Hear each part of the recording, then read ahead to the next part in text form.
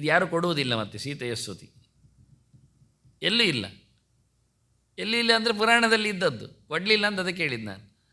ಭಾಳ ಚಂದವಾಗಿ ಸೀತೆಯನ್ನು ಸ್ತೋತ್ರ ಮಾಡಿದ ರೀತಿ ಬ್ರಹ್ಮವೈವರ್ತ ಹೇಳುವಂಥದ್ದು.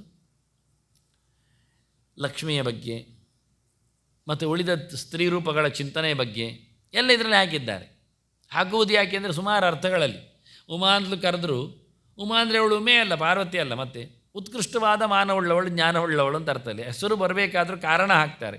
ಸರಸ್ವತಿ ಅಂತಲೂ ಹಾಕ್ತಾರೆ. ಹೌದು, ಸರಸ್ವತಿ ಅವಳು ಬಹಳ ರಸವತಿ ಇದ್ದಾಳೆ, ಅವಳು ಚೆನ್ನಾಗಿದ್ದಾಳೆ, ಮಾತು ಒಳ್ಳೆಯದಾಡ್ತಾಳೆ ಎನ್ನುವ ಅರ್ಥಗಳು ಇದೆಲ್ಲರಿಗೂ ಹೇಳ್ತಾರೆ. ನಾವು ಯಾವ್ಯಾವುದು ವ್ಯಕ್ತಿಗಳಿಗೆಲ್ಲ ಅಂದರೆ ಗಂಡು ವ್ಯಕ್ತಿಗಳಿಗೆಲ್ಲ ಸರಸ್ವತಿ ಹಾಗೆಲ್ಲ ಶಬ್ದ ಹಾಕ್ತೇವೆ, ಭಾರತಿ ಸರಸ್ವತಿ ಎಲ್ಲ ಹಾಕಿರ್ತೇವೆ. ಹಾಗಿರುವಾಗ ನಾವು ಸ್ತ್ರೀಲಿಂಗದ ಶಬ್ದಗಳನ್ನು ಇಂಥವರಿಗೆ ಹಾಕಬೇಕಂದ್ರೆ ಬಳಸಬೇಕು ಅನ್ನೋ ನಿರ್ಬಂಧಗಳಿಲ್ಲ. ಸ್ವಾರಸ್ಯ ಇದ್ದರೆ ಆಯಿತು, ರಸ ಇದ್ದರೆ ಆಯಿತು.